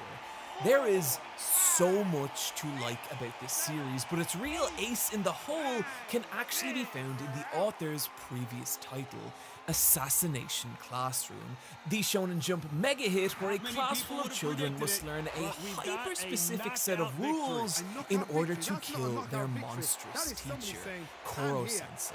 And what I fucking love about Elusive Samurai is how it fuses Assassination Classroom's hyper-specific scenario-driven combat onto a more ambitious story, with each feudal lord that Hojo targets being their own individual Koro-sensei with their own set of strengths and weaknesses, vulnerabilities that Hojo cannot exploit himself due to his own physical weakness, meaning he must build up a roster of retainers and utilize those allies in hyper-specific ways in order to take down his bigger, stronger opponents, in battles that explode with all the tension and excitement of a high-level game of Monster Hunter. And with these videos, I generally aim to read at least one full volume of any new series I talk about, but Elusive Samurai dragged me into its chapters double digits. And I really don't seem to be alone in that. At 91,000 sales on its first volume, for context, that's more than the sales of every new series from last year combined, Elusive Samurai is a staggering success, a potential future member of Jump's 3 pillars, and about as close to a guaranteed hit as you can get. Which is what I would say if another new series had somehow not completely surpassed it. So, a long time ago, I was in Dublin's Natural History Museum. I was there drawing for a college class, and I look up, and this girl is just standing there looking at me. I think sometimes people find my face a little intimidating. I think something about the way I look makes me seem more like serious or stern than I actually am. But this girl, she didn't seem intimidated at all. she just stared at me with these Smokin' giant, Joe Frazier, curious Philadelphia's eyes. finest in the heavyweight And division. she starts There's speaking. no one quite and like I Smokin' Joe. don't even remember what we talked about, but what I do remember is over the course of this conversation, looking up at her and having this lightning bolt feeling in my chest of just like, oh no, I think I really like this person. Moments like that are what Blue Box is built on. And I use that story because there is a tenderness and sincerity to this manga that I just don't think you're going to get from a Wikipedia-esque plot summary. It uses a lot of the tropes and structure for sports manga, but rather than the focus being on these sports themselves, here the sports are used to frame each individual character, becoming windows into them through which we and the other characters of the story can see who they really are, leading to these really sincere feeling moments of just, oh god, I think I love this person. The care and level of illustration through which these moments are rendered, making them hit with all the force of some runaway romantic dump truck, to the point that even if you do not care about romance manga, you really owe it to yourself to check this manga out. The one-shot prototype chapter is available for free on Shonen Jump's website, and it's worth experiencing not only because this manga just fucking rules, but because it will give you an insight into how Blue Box has become a once every couple of years mega hit. The first volume selling 65,000 units, which is already kind of incredible, but from there, exploding further, surpassing even Elusive Samurai, now consistently selling 100,000 units, meaning this romance manga is currently a frontrunner to become one of Jump's 3 pillars. That is the last in the series. It is now time for the most exciting part of our journey through Jump. That's right, it's Hunter by Hunter Watch. This fight, again, this is what very close match. It shows the skill, the discipline, the respect both fighters have for each other, because no one dare do anything out of turn.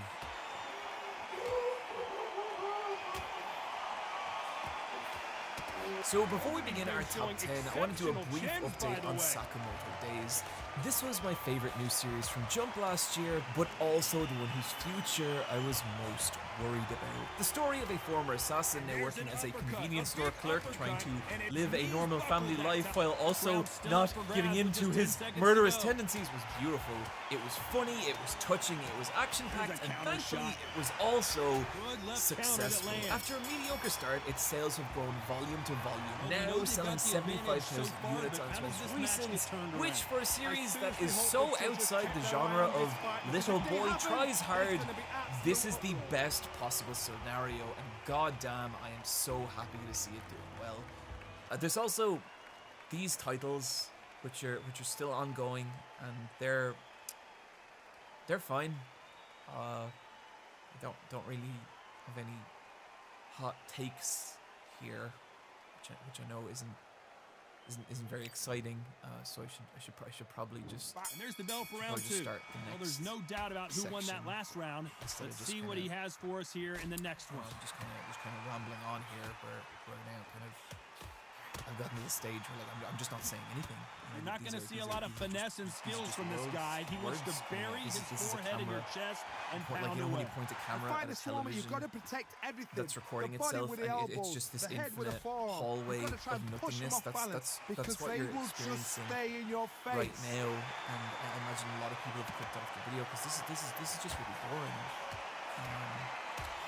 Should probably try and up the energy here. So we now enter the arena of destiny, the ultimate battleground for Jump's top 10 biggest series with these caveats. At number 10 is a new entry in action comedy Mashle, which is like if One Punch Man showed up in Hogwarts and beat the shit out of Voldemort. It's always awesome to see a series enter the top 10 for the first time, but with Mashle, this is especially well deserved, and I'm really excited to see how the series does. At number 9 is veteran series Black Clover, which has haunted the lower spaces of Jump's top 10 for as long as I've been doing these videos. Sales are reasonably consistent yet again, and while I've been skeptical about this title's future in the past, at this point I'm kinda just impressed that it's managed to stick around as long as it has. Jump's landscape is brutal and survival is never guaranteed, and so you've gotta respect any series that's able to last this long. At number 8, this one I gotta say, I actually talked about Dr. Stone as a new title in my very first, very bad current state of Shonen Jump video, and now, 5 years later, it's the last of those new titles that survived. It's a series I really love. It didn't have the strongest start, but it won my respect in its willingness to reorientate itself around a new main character, and in doing so, commit to its strengths, becoming one of the most unique and wildly innovative new titles in Jump for decades, which is why I've always considered it a title that got less success than it deserved. Until this year. Nearly quadrupling its sales since last year, but unfortunately just a little too late, as Dr. Stone released its final chapter on March 6th of this year. And while it sucks that it's gone, it's awesome to see so many people waking up to what a great series this was. As to me, Dr. Stone is always going to be a testament to how much territory there is still left to explore in shonen storytelling. At number 7, it's the first zombie on our list, and I say zombie because this series has actually been dead for more than a year, and yet somehow the promised Neverland still sold 3.5 million units. But if the fact that it's still selling in the millions in its zombified state doesn't signal to you that it's a series worth checking out, then buddy, I don't know what will. At number 6, oh my god, it's another zombie. It's the shambling corpse of Haikyuu with 4.3 million sales. I really thought that last year would be the final times we talk about the beautiful boys doing things well volleyball manga, but those enthusiastic little idiots sure showed me Haikyuu enjoying a well-deserved after party. At number 5, it's another fucking zombie, but this time it is the most beautiful zombie imaginable. My absolute favorite modern manga, it's Chainsaw. I have talked a lot about Chainsaw Man in these videos, and I won't have anything more to say until I have more to say. The announcement of an anime with a phenomenal trailer, spiking its sales further to an insane 5.5 million. And considering how weird and unpredictable this series initially seemed in Jump, I can't help feel we are living in Chainsaw Man's best possible timeline. At number 4, this one is fucking big because they can punch, because they've got the weight it's behind One them. Piece. They may not be connected, but trust somehow me, when they One connect, Piece, the that's when manga this that fight defined sets on Shonen fire. Jump for Because a someone's quarter gonna of a get hurt, century, someone's gonna react. as for the first That carries time so in the much recorded power. history of Of course manga they're gonna look sales, at that knockout because failed to it makes enter the night a its little top bit 3, shorter. dropping about You don't get paid any 700,000 extra units for in overtime. sales from last year. Now, there is definitely a big caveat. One Piece is still selling the most if we measure sales per volume, meaning you are still looking at the technically most popular manga in the world. But that abyss-like gap that used to exist between One Piece and other titles is now gone, with certain volumes of the manga in our number 1 slot even outselling volumes of One Piece. And maybe even more shockingly, while One Piece is number 4 in Jump, it's number 6 overall, being outsold by both Attack on Titan and Tokyo Revengers. So, what is happening? Well, from the volume sales, the problem doesn't look like One Piece's current fans aren't enjoying it. The problem is that it's not really acquiring new fans, which we can tell by how little back issues it's selling in relation to other series. And I think the reason for that is that at this point, One Piece is like a video game whose meta has evolved and evolved and evolved, to the point that conveying what is happening right now or why it's cool requires a massive amount of supplemental information and knowledge of past story events. In other words, two of the things that have kept One Piece so strong for so long, its gigantic, dense world and its meticulous long-term storytelling, are now arguably perceived as detriments to new readers. I tried reading some One Piece, and then I actually got overwhelmed by how long that series is. Like, I looked at, like, okay, I'll dive into this, and then, yeah, as a completionist kind of person, I just couldn't. According to the One Piece wiki, there are 1,364 named characters in the story at this point, which is a massive amount of new information for new readers to take on, as well as the fact that if you read One Piece for 30 minutes every single day, it would take you an entire year to catch up on its story. In that same time frame, you could read all of Demon Slayer, Dr. Stone, My Hero Academia, Jujutsu Kaisen, and Chainsaw Man. And so no matter how worthwhile One Piece might seem on the other ends, to new readers, that is a hell of an opportunity cost. I do think One Piece can expect an upturn in sales from next year with the release of the Shanks movie, but even with all of these caveats taken into account, it's hard to look at One Piece outside of Jump's top 3 and not see it as anything other than the dominant era of this title being well and truly over. At number 3, for the first time in 3 years, it's My Hero Academia, outselling One Piece by just 20,000 units. While Hero Academia has never had the explosive growth of other titles, it's a manga that seems to keep its core fanbase consistently happy, and with 3 movies in 4 years as well as a seasonal high-quality anime, it also has a strong pull with a more casual audience, which is why I think you're seeing such consistent, steady growth. Horikoshi has stated that the manga is going to end soon, but he's gotten me with this before, and now I refuse to believe his lies. At number 2, it is yet another zombie manga. It's Demon Slayer at a batshit insane 29 million sales. Despite being dead for more than a year, the most meteoric rise of any manga ever continues. Demon Slayer, now a phenom of the industry, the impossible benchmark that all future titles will be measured against. The only thing more shocking than that being that it's not even number alongside me, Johnny Nelson. At 31 million sales, Jujutsu Kaisen is for the first time the number 1 Shonen Jump series. An extremely strong second season of anime saw Jujutsu Kaisen's sales quintuple since last year, with a feature film that released at the tail end of that year, which absolutely fucking ruled, meaning that those sales are not likely to slow anytime soon,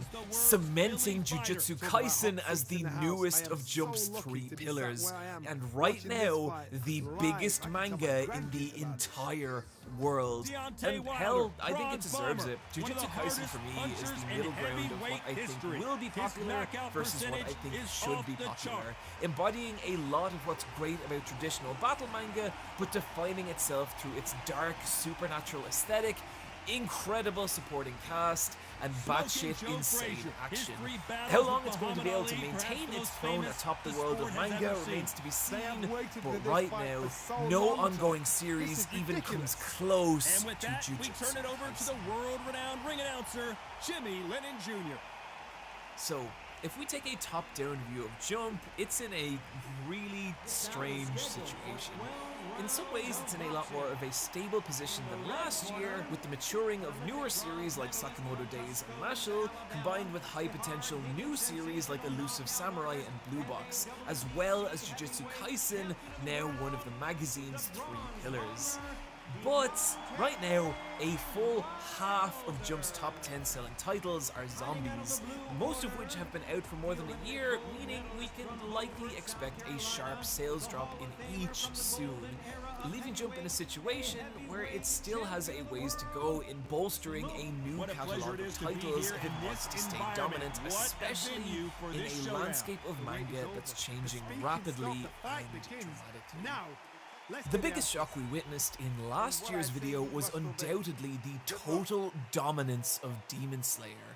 A perfect storm that led to an impossible outcome, but in the shadow of that storm, there was another upset, and one that could potentially have much greater long-term ramifications on the industry: the rise of Jump Plus, a free-to-read online magazine from the same publisher as Jump, which shockingly saw two of its newest titles, Spy X Family and Kaiju Number 8, dramatically outsell the newer series of Jump Regular. However, in 2021, we watched as Jump Regular hit back hard, with both Elusive Samurai and Blue Box, meaning that same upset couldn't happen again. Except it totally did. In yet another twist in the war for the future of the industry, Jump Plus has done the impossible again and introduced two new titles, both of which dramatically outsold the newer efforts of Jump Regular. I know that was very dramatic, but I like getting excited. But now we're going to talk about them. Most manga tend to specialize in one thing: action, comedy, horror, romance, but then you have Dan, telling the story of Momo, a high school girl who believes in ghosts, as well as Ken, a high school boy who believes in aliens, and unfortunately for them, they are both correct. Dan is fucking wild. It's filled with a kind of strange humor that makes its pages feel like some weird fan-translated meme edits, but punctuating that levity with moments of intense visual horror, as Momo and Ken encounter bizarre supernatural creatures in pounding action scenes that flow with a level of ingenuity and layout that I genuinely wouldn't expect from a manga like this. Like in this page, how the gesture of Ken's body guides your eye through each of the layout's focal points, making for action scenes that flow like liquid but then explode in these bombastic double-page spreads. And somehow, amidst all that, Dan actually pulls off a pretty compelling will-they-won't-they romance, making it feel like some bizarre X-Files battle manga fever dream, which really should not work, but my god, does it. And what's interesting is that I'd imagine Dan's wilder tone would make it a poor fit for Jump Regular, but in the more experimental online landscape of Jump Plus, Dan has thrived, going massively viral, collecting 106 million views, leading to Dan breaking 100,000 units on its first volume, with sales steadily climbing from there. And then, oh boy, it's Takupi's original sin. Takupi is a cute alien octopus from the Happy Planet who descends to Earth with a single mission: make someone smile. But unfortunately for Takupi, the someone he chooses is Shizuka, a little girl whose father has left, suffers abusive neglect at home and vicious bullying at school to the point that her dog is killed. Oh dear. And just when it seems like things can't get any bleaker, Takupi follows Shizuka home only to find her. You know what? I don't feel like getting demonetized today, so I'm not going to. Takupi's original sin is the kind of dark that makes you text your friend at 2 a.m. being like, Dude, what the fuck? And that's what makes it such an impossible fit for Jump Regular, but also likely what made it go so massively viral online. With 76 million views across just a handful of chapters, and from there leading to a bewildering 198,000 units on its first volume. That is more than Elusive Samurai and Blue Box combined. But possibly the strangest thing about Takapi is that it's already over. Takapi's original sin ended after just 16 chapters, but that feels very much by design. Original Sin's original premise never could have maintained a longer running story, but with exposure like this, it doesn't need to. It's already outselling many of Jump's ongoing titles, but given its gigantic online audience, the potential for anime adaptation and merchandise is huge, meaning we could be looking at an entirely new business model for manga. Shorter, more experimental, shocking and mature series designed to go viral on platforms like Jump Plus, which then make further profit through anime and merch. Their author now free to create newer titles that could potentially do the same. In other words, the exact opposite of how traditional long-running shonen work. And I think there's a lot of advantage to that. I think this could potentially be a healthier, more sustainable business model for the people who create manga, while simultaneously breathing new life into shonen with more varied experimental stories. Whether Original Sin is an anomaly or an actually sustainable new kind of manga remains to be seen, but still, it's a tantalizing glimpse into what could be a big part of Shonen's future. With all this in mind, let's line up Jump's top 5 series and compare it to Jump Plus's top 4. We can see that Jump Traditional dominates in terms of combined volume sales, but there's a really important factor to take into account. All of Jump Plus's titles have been going for way less time than any of Jump Regular's, meaning they haven't had the same time to build up sales for a loyal following. But also, for the period we're measuring here, none of Jump Plus's titles have an anime adaptation, while nearly all of Jump's Traditional has.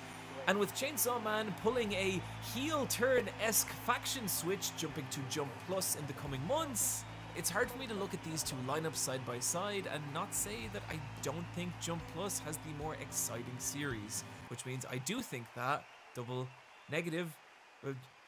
And what's more, if Spy X Family is currently airing anime adaptation gives the manga even a fraction of the growth we've seen from adaptations like Jujutsu Kaisen and Demon Slayer, there is a possibility that next year we could be seeing a free-to-read online series outsell One Piece, and man, this fighter not gonna get if that doesn't signal to you what a weird and new era of manga we are now in, I genuinely don't know what will. And you know, it makes it... I was talking to a friend of mine recently who told me of a conversation she had with a younger co-worker about Demon Slayer, which her co-worker had been watching on Netflix. And when my friend compared it to Bleach, her co-worker said something that, oh god, just chilled me to my core and made me feel so old. He said, "What's Bleach?" And it made me realize that in the 7 years I've been making these videos, there's an entire era of anime and manga that has come and gone, and with it, a whole new generation of anime fans who don't know or potentially even care about what came before. People who didn't find out about anime through VHS-ripped copies of Akira or Late Night Toonami, but through Netflix, through manga apps, through online fandoms. And if you've been watching anime for a while, I think it's really easy to be dismissive of those new fans, but I don't think we should. A, because gatekeeping fucking sucks, but B, I think what you're going to start seeing more and more from here is the industry responding to that new type of online fan, and that shaping the manga landscape moving forward. And that's exactly what we're seeing with publications like Jump Plus. And sure, it's hard not to get nostalgic for the way things were. I think I spend a good 60% of this channel doing just that. But everything changes, you know? And I think that's what keeps this stuff exciting.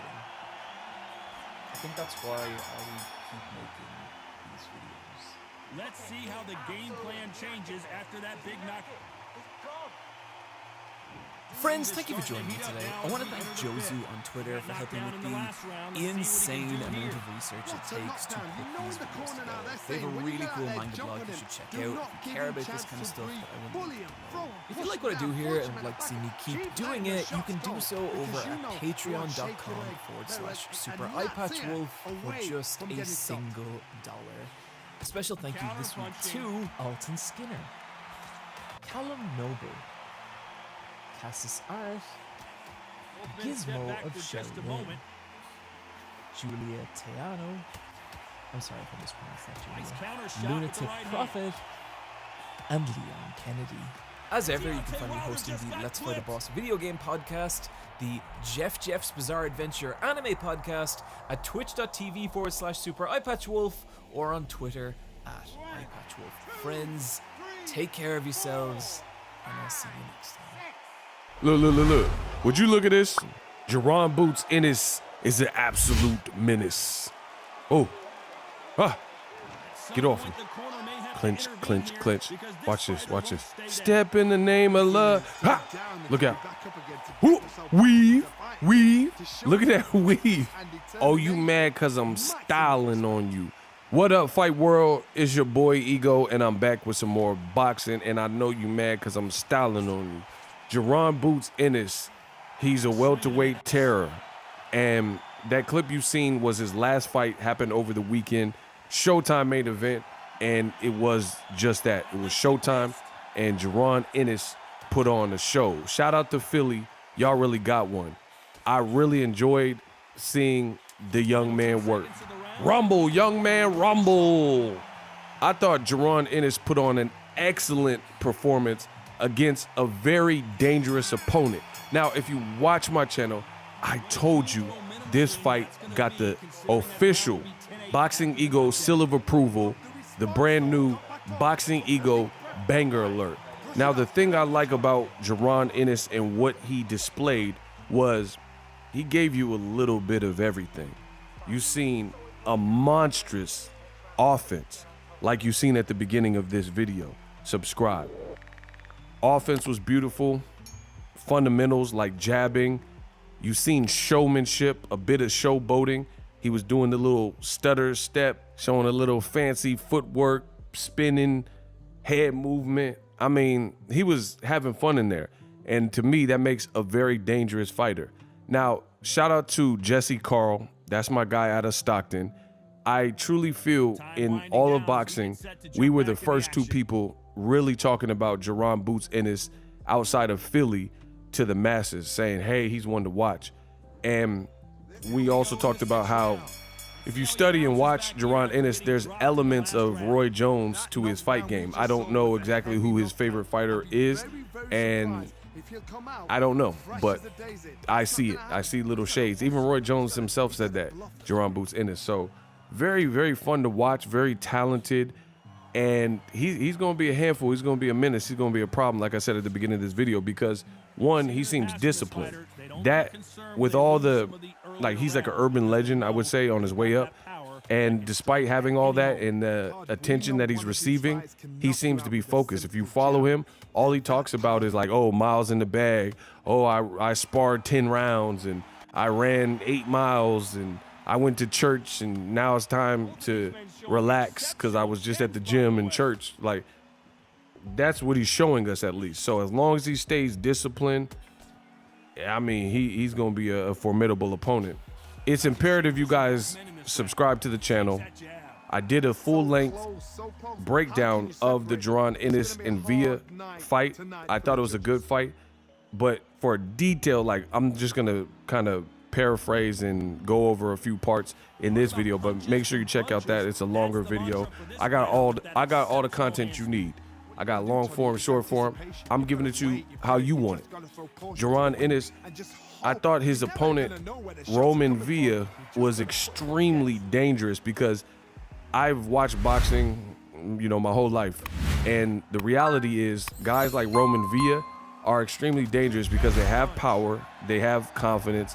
He had never been knocked out, he'd never been knocked down, never been beaten, coming off a great win versus Speedy Ellis, where he almost stopped Ellis, it looked like, in the last round. And he has nothing to lose. He wasn't like this big, huge name, so he fights like that. Guys like that are extremely dangerous. The superstar boxers, I'm gonna say, maybe when you have like such a big profile, like, you don't want to look silly, you don't want to get knocked out, so you might fight more cautious and things like that. Guy like Roman Villa comes from Venezuela. Technically, he's probably not even supposed to be here at this level in the bigger fights, kind of came out of nowhere. So he really has nothing to lose, which makes him extremely dangerous. The other thing is, he fights like he's the dang Terminator. You close your boots. Yeah, give them to me. Yeah. You know, he's coming forward, durable, has a chin, very relentless, stalking, trying to taunt. Like, he wasn't much of a showboater, like in the same way as Jaron Ennis, but he's kind of showboating. Like, when Jaron would land big shots, he would be like, nope, nope. And that could be discouraging to certain fighters because you're punching a guy with full force and vicious body shots, jab, stab to the body, these types of things, and the guy just keeps trucking forward.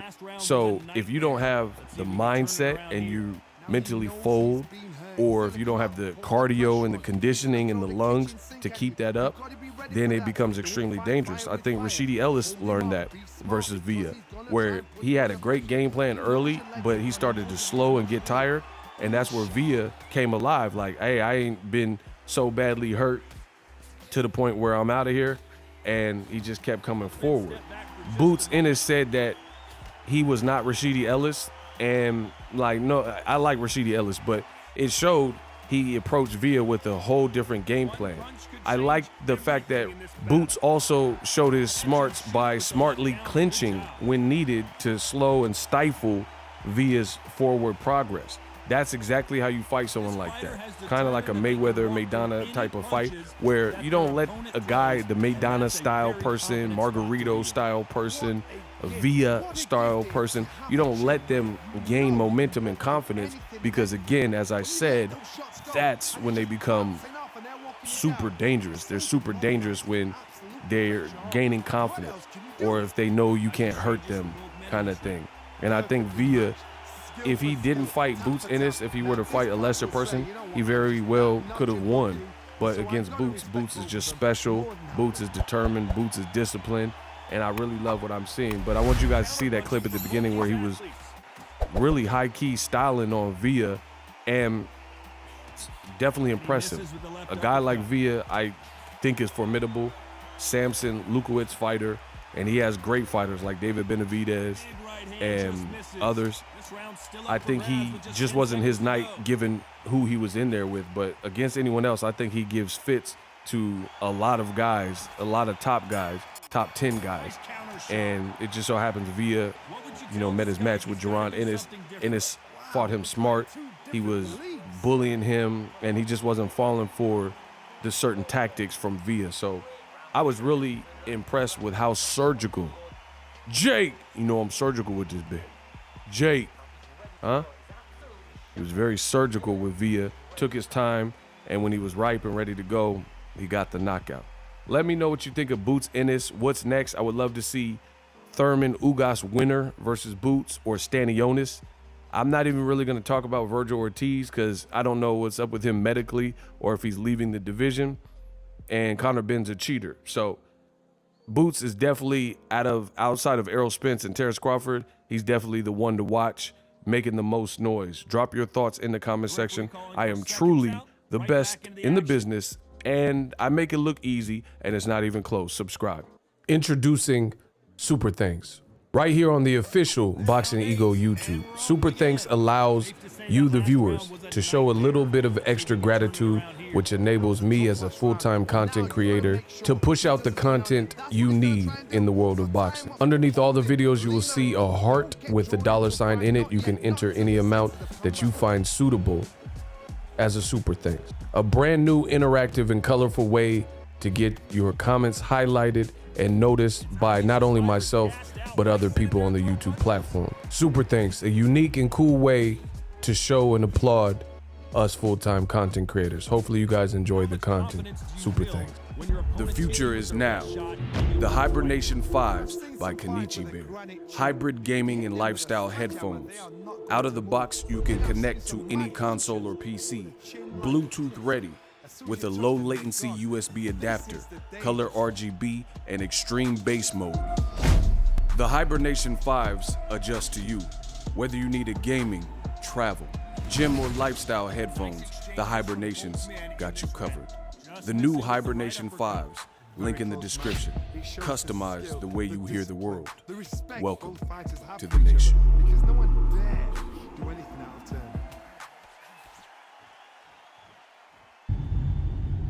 What's the deal, baby? You already know. Big Boss Hog, Boss Down, K-Poke through the door to talk to boxing. What's good, y'all? Your boy lightheaded, man, so I figured I'd make a video. You know, it'll kind of keep me up, you know, until I get to the house. I'm in my neighborhood right now. You know, I ain't trying to drive into somebody's house. You know, my wife get mad at me because I always train like hard, you know, past my limits. Like, I'm not a dude that just go, oh, I got a good workout. No, I be going hard, bro. Like, you know, so like if I'm boxing, prime example, I'm on a bag. Let's say I do 15 rounds, 15 2-minute rounds, 30 seconds rest. Well, I'm gonna be like, shit, man, let me do 15 2-minute rounds. Once that 15 2-minute rounds, 30 seconds rest get easy, I'm gonna do 15 2-minute rounds, 5 seconds rest. Like, that's just my mindset, bro. Like, you know, I do it like that for a particular reason, you know what I'm saying? Like, I'm always looking to get better. I'm never satisfied. That's the crazy part about me. Even like on this YouTube, man, I'm never satisfied, bro. Like, I just gotta keep grinding. But, you know, like I said, my wife despises that I train that hard. She just be like, just get like a little workout in. I'm like, I can't do like a little workout. Like, you know, I gotta go like hard. You know what I mean? Like, that's the type of dude I am in everything that I do, even lifting weights. Like today I did chest and biceps, you know, and I lift weights. You know, I do 50-50 weights in boxing. You know, some people say don't lift weights. It's done wonders for me. You know what I mean? Now, do I lift heavy? No, I go very, very light. But, you know, I always challenge myself. You know what I'm saying? That's just how I do that. So, but y'all gonna help me get to my house, man. You know what I mean? That's what it is. Real quick, I just want to talk about how Terence Crawford is a good offensive fighter, but his defense is not up to par of his offense. Let's talk about it. Terence Crawford has all knockouts at 147 pounds. Now, granted, it's against low-level competition. You know, and Terence Crawford is a great offensive fighter. He also is a great finisher. We ain't taking nothing away from that. But we can't question he's not knocking off top fighters. You feel what I'm saying? He's not knocking off elite fighters, or I would say good fighters that can beat him. Like it's 50-50 fight. You get what I mean? Like he's not knocking them off. And Terence Crawford's even admitted on All Access. He said, I haven't gotten the fights, the top fights, you know, but I deal with, you know, I fought who I could fight, you know, and I did what I need to do. So he's even admitted publicly. Go listen to the All Access. He's admitted. So all that stuff he was talking about, defending his resume, he admitted on the All Access. And y'all can go look. He said, man, I ain't fought you know. But hey, I do what I need to do. So, but Terrence Crawford, man, he be getting touched. You know what I mean? For example, when he fought David Avenesian, first of all, he shouldn't even win 6 rounds with that boy. He should have won. I mean, I ain't watch it live, but I went back and watched it because, you know, I had to. And I'm like, why is this dude still moving around with David Avenesian? Like, David Avenesian shouldn't have been in the ring with him. You know what I mean? Like, I saw so many opportunities. Terrence could have just ended the fight. And I know Terrence saw it. He just didn't take it. He waited until a certain time and then like, all right, yeah. It's like he wanted to get some rounds in or something. I was like, what, dude, first of all, you shouldn't even be fighting this boy. You know what I mean? But you in there with this dude, but he's walking straight to you. No jab. Just got his hot guard walking straight to you. There's nothing quite like a fight. You know, and I don't know. I hope you wouldn't think that was supposed to prepare you for Errol. You know what I'm saying? Like, but whatever. The fact of the matter is this. That fight, I saw some things, and I was like, okay, David Avenesian shouldn't even touch that man. I'm not gonna lie. David Avenesian is I don't want to say he trash. I ain't gonna disrespect him, but he ain't on that level. He ain't built like that. You know what I mean? And then, you know, the Mean Machine fight, Terrence was getting touched. The Jose Benavidez Jr. fight, he was getting touched. Jeff Horn caught him a little bit, but, you know, Terrence was defensively responsible in that fight. I say that. Jeff Horn. I mean, Jeff Horn ain't had nothing for him. But the Jose Benavidez Jr. fight, the Mean Machine fight, the Kell Brook fight, Kell Brook was catching him with a jab. You know what I mean? Now, granted, Bud switched and was able to, you know, kind of go over Kell's jab and hurt Kell, and, you know, Kell flew into the ropes and quit. You know what I mean? That's what it is. So, you're not going to see a lot of finesse and skills. Bud has these offensive capabilities, but defensively, like I say, he's irresponsible. You know what I mean? Now, like I say, you can make the argument and say, we don't know what he will be against a top fighter. We just saw a good example, and I said this in my last video, Boots versus Villa.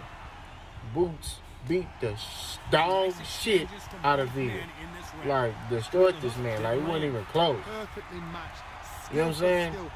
Villa didn't have nothing for him. Truthfully, Villa shouldn't even been in there with that man. Like, it was... You know what I mean? Like, it was massacre, man.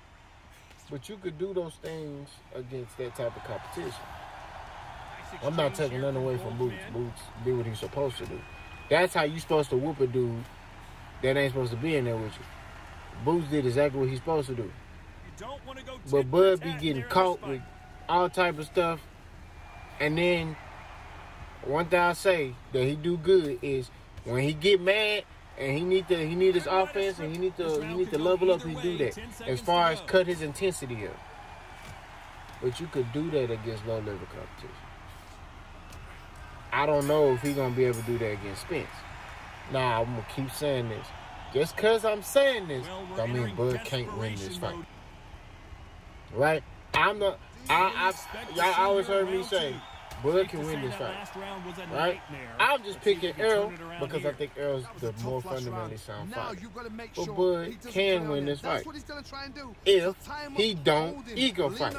If he don't stand in front of Errol, he has a chance. Y'all know me, I'm gonna get the pros and cons of both fighters. And both ways they can win. If he don't stand in front of Errol Spence, you know what I mean? And I'm gonna drop another video because I got something for y'all. Because y'all buddy think, you know, I got something for you. If he don't stand in front of Errol Spence, but Bud be getting caught. He be getting hit with some stuff. You see what I'm saying? So, I'm eager to see Bud's approach to this fight. What version of Bud Crawford is going to be in that ring? Because if Bud if he try to go toe-to-toe Errol, I'm telling you, it's not going to end good for Bud. Especially with those looping shots. Bud don't even throw straight punches like that. He throws looping. He throws hooks. You know, it's just, he throws looping punches. It's not straight punches. You know what I mean? It's not straight down the pint money. Nah, he throwing looping. You know what I mean? So I'm eager to see Bud's approach. We're a couple of weeks away. It's getting closer. We done talked so much trash to each other over these past years. It's finally going to come to an end.